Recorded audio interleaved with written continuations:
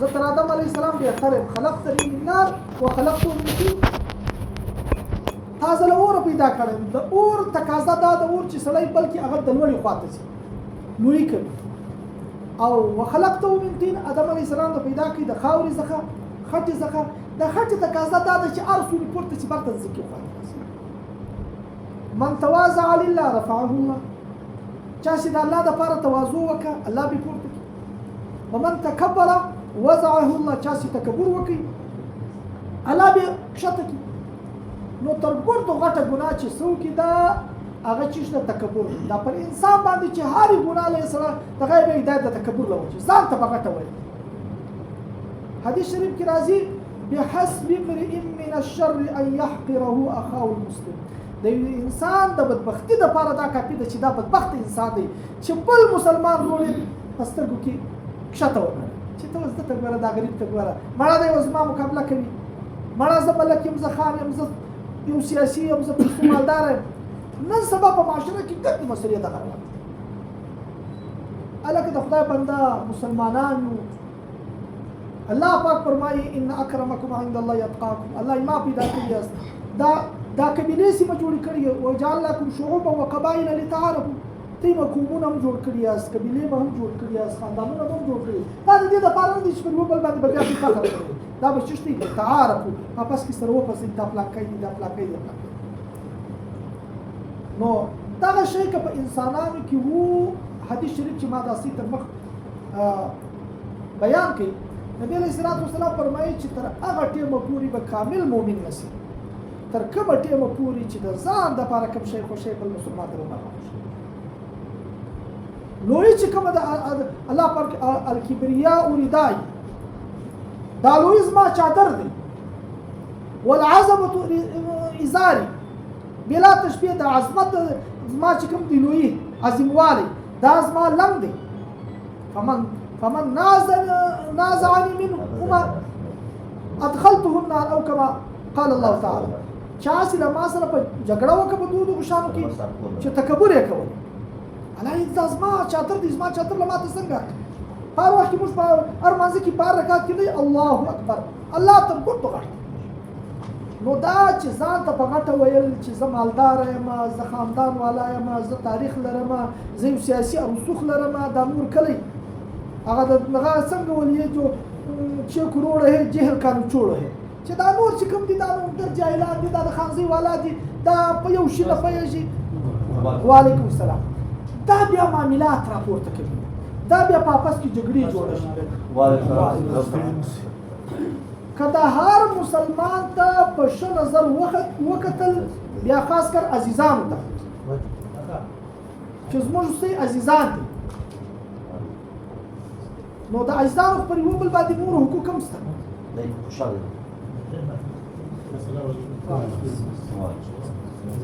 یو حدیث شریف کې راځي چې نبی علیه الصلاة والسلام فرمایي اسکندر خاندان دی جګړې سبا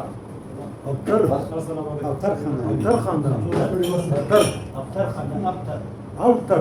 الف واو تیرې. نو دا خبره سره غوږ ورته ونیسئ. ملک یعقوب خپل کار کوي. نبی علیه الصلاة والسلام مبارک فرمایي کوم خاندانونه په آپس کې یو بل سره رحم کوي د یو بل حقوق ادا کوي په یو بل باندې شفقت کوي الله جل شانه په دنیا کې دوی ته دوه انعام ورکوي. یو انعام به دا ورکوي چې په مال کې به برکت وي. یو انعام به دا ورکوي چې په اولاد کې به برکت وي. یعنې ګرچه دا خاندانونه په آپس کې فاسقان فاجران یعنې د الله عبادت ټول نه کوي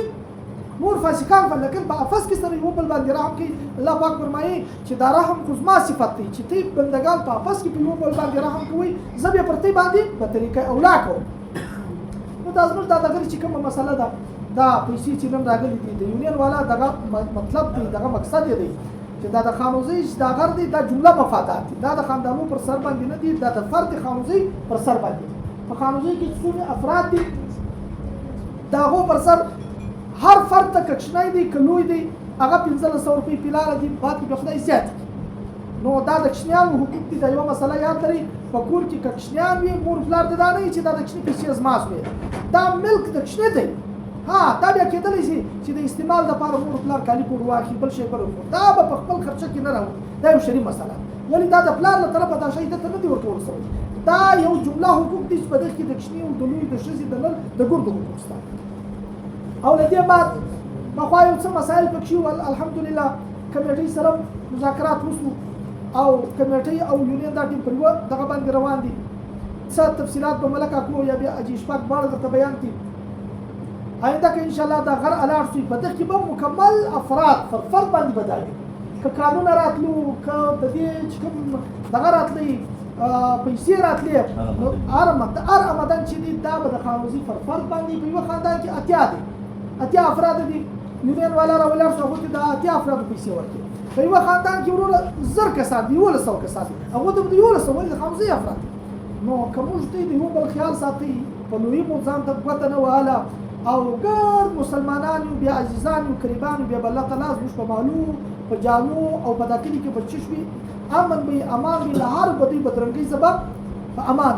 او کوم د یو بل حقوق سره ول بیا به تباهي وي تباهي به که هر څومره زیاتې پیسې ولري په کلي کې به ګرد خلک په دا کلي کې دغه والا شته د کینسر مریضان شته د ډایلیسیس مریضان شته د شوګر مریضان شته د ماښام په ډوډۍ باندې اریانه خلک شته او دا نو خلک زما استاد تربورونه دي په دا میونسپل کمیټۍ کې نالیانې صفا کوي تاسو خوشئ نو خو انصاف نه دی سوی دا یو غرض موږ د ګردې خانوزي چې پر کور موږ کښېنو په حقیقت سره موږ اتفاق وکړو د هغه د ځان کړو خانوزي هر فرد به پر کور ناست وي په کورو مالک دی خو مسله چې شته هر سړی ځان ته غټه یی چې زه اوس دا ګرد غرض ماشي دا نور ګرد کړي په ور حالانکه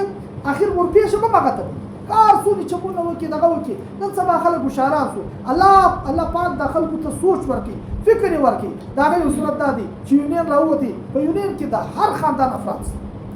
د مکمل خانوزۍ نمایندګي کوي او بلا پیسو بلا معاوضه خپل وخت پر کړی دی دا ته دا یو څوک میاشت مخکې چې کوم دا فایرینګ وشوي په دغه کې مرګونه کېدل الله پاک پر دا کلی د یونین د والا د اخلاص په برکت سره موږ دا مرګونه دا ګردو شانو بچاو کړو نو موږ ته سم دا سوال دی له دې خاندانه چې موږ د یونین مکمل تایید وکړو خپل ځوانان ورکړو په یونین پسې پروپاګاندا ډېرې کچ مخالفین ورور زموږ په هفته کې یو اجلاس کوي دغه بعد هم کته غواړي یونین والا هر وخت راتللی شي نن په دغه مجلس کې هم سوال کولی شي چې ستاسو په زړه کې کوم سوال دی د یونین متعلق هغه به ان شاء الله ته تسلی شافي او کافي جواب درکول کېږي واخر دعوانا الحمدلله اشفاق بدون توګه یا ورفان الحمدلله من حواله د دایمین کوشش دا دی چې د خانوزي حقوق د خانوزي عوامو ته ورسوي هغه که په افرادو په شکل وو که د شناختي کارډ په شکل وو که د بالغ په شکل وو موږ خو دغه شی اول ځل چې به د قوم کوم حق دی دا لا قوم ته راورسوي یا موږ په دغه وکړېدو د علماو د عامو کې د مفتیانو مال وکړل چې به یې اول دا به هر فرد درکړي که نر دی که ښځه ده که کوچنی دی که لوی دی نو په دا والا چې اول ځل موږ کوم دا ترتیب سره شروع کړی په دې کې د ځینې خاندانو هغه اته کسان پکښې وو د ځینې خاندانو به که سر نه وو کې د ځینې به یو د ځینې به درې وو خو حلال الحمدلله د یونین کسان بیا اخري تر اتیا او تر نوي تر سلو ورسېدل په دې کې اوس هم د ډېر خاندانو له موږ سره ډېر کسان شته په دغه کې خاص کر لکه ستاسو د خاندان موږ ډېر شکرګزاره یو چې ستاسو په خاندان کې دوه کوره دا تر راغلي دي چې د هغه درې کسان په پور شډول کې ولوېدل د دوو کورو او درې کسان یې په یوه اف آی آر کې درې کسان دا تر پر موږ کوم څلور اف آی آر کارت شو د فور شډول نو په دې کې د یوه کور درې کسان او فور شډول هغه مطلب د پاکستان په قانون کې تر ګوره هغه بدترینه اکټ دی د پاکستان په قانون کې تر ګوره بدترینه اکټ لکه په منظر پښتون کې راوستي لکه د ماران بلوچ کې راوستي لکه څلور دا تر کسان چې پاکستان ګورنمنت یو غوړي لمخه باسي هغه د فور شډول ته واچي خو الحمدلله زموږ علاقه دی راکوله د دغو بقاعده کریمینل ډیټا جوړی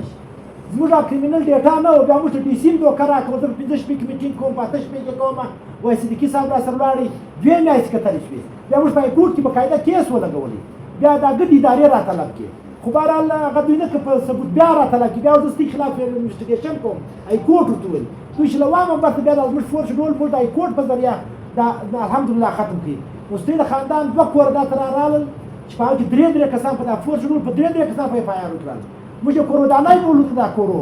دا خاندان چې د ګرد خانوسۍ د ولس د حق دپاره دوی خپل ځان هم قربان کړي مال هم قربان کړي د هغه خاندان دا تر کور شته چې هغه د کروړو تاوان کړی دی د لکو په اخوا د ملک شمشاد هغو د شهزاد هغو کور دی د کروړو تاوان ده دا لږ په 15 کروړو زر وغوښتي د دوی څه ته نه ده ورکړي هغه لږ برته دا کمپنۍ را ولاړه شوه دا ظالمان را ولاړ شو هغه دا کار له خولې خاور ور ډک دغه ته د ملک تاریخ هغو کور دی دا د ورونه څلور درې کسان په فایارو کې په څلور فایارو کې د کور کسان شته هم د شهزاد هغو د کور هم د ملک تاریخ هغو شته موږ د خاندان دا کور ودانۍ بولو چې له موږ سره په هر ستړګي کې په هر پریشانی کې په هر تنګدستي کې دوی له موږ سره ولاړ دي هم په جال را سره ولاړ دي هم په مال را سره ولاړ دي دا موږ چې کوم جنګ دا د ګډ ولس دی خو په چا به کوم کار پرې په چا به کوم په کار پرې په چا به کوم کار پرې ستې د خاندان موږ سلوار کور ودانۍ بولو چې موږ سره په هر وخت ولاړ دي خو موږ یو بل هم ریکویسټ کوو چې لکه دغه خو هغه ډېر سیخ ترې شوې موږ کمیټې هم سره پر دوه لیارو الحمدلله اوس پر دوه لیار شو چې دا تر یو ځوانان لکه له موږ سره په کمیټې کې اوس ملک خان صاحب هم له موږ سره ډېر ملګری له موږ سره وو خو زموږ ګل دې سترګې دي چې هغه موږ کوشش کوو چې مثلا کسان هلته هغه سترګې له مصر را سره ولاړ نو که ځوان خوش دي لکه مولوي صاحب څخه وکړئ چې موږ په موږ سټیټ فایرینګ وشو دوه واره پر موږ د کیو آر اف وو اې ټي اف وو پسي وه پولیس ټوټل فورس رالل موږ راکوان کې لاسونه ور واچول ډنډې ولوېدې چپلاخې ولسوې نو چې اوس له موږ سره مصر سړی هغه ډېر نامناسب دی چې سرکار یا دا ظالمان له موږ سره دغه موږ خو ځګر ورته نیولی دي کوم ځوانان دا به کوو د دا قوم دپاره الحمدلله تر ننه پورې نه د چا سر مات شو یا لچ مات شو ولې دوی باید خدای هغه ورځ نه راولي لکه پر موږ فایرینګ وشو خدای پاک په دا ویډیو کې ښکاره دا ګولیان د روډ په تازۍ لګېږي دوی دوړې کوي ګولۍ پر لګېږي پر دې الحمدلله پر هېڅ چا نه ول په یوه موټر کې 15 ګولۍ لګېدلې دي په یوه موټر کې نو دا پر انسان هم لګېدی شو بیا نو انسان څه شي دي چې دا تر یو 15 کسان دا تر ځوانان دي چې موږ کله کله یو پروګرام احتجاج کوو یو مظاهره کوو چې ستاسو د خاندان یو دا تر ګروپ یې چې هغه کسان بر وخت بیا له موږ سره صرف په ډېرش مایز ملګري په چې هغه د عوام لخوا د سرکار ته یا دا کوم ظالمان چې راغلي دي دا زموږ د غره ملکیت غلا کول غواړي د هغو په سترګو کې یو قسمه ورته ښکاره شي چې دا ګډ قوم په یوه خوا دی نو بس موږ بیا سي خاندان ډېر کور ودانۍ بولو چې دوی لخوا له موږ سره بھرپور تعاون شوی دا ډېره غټ خبره ده موږ ته یونین څنګه جوړ شو چا جوړ کړي چا مخالفت وکړي اوس په شا موږ نه ځو موږ پر مخ خبرې کوو یونین د یو خاندان نه دی نه د یو ګرلۍ دی نه د یو کلي دی دا د ګډ ولس دی 390 کاله زموږ تاریخ دی د خانو اکا چې دلته ناسته کړې ده اول کور یې پر وسکي سوی دی تاریخ دا دی نو په کور کې به یو 2-3 کسه په کوټه کې وو نن الحمدلله تر زره او زره ووتو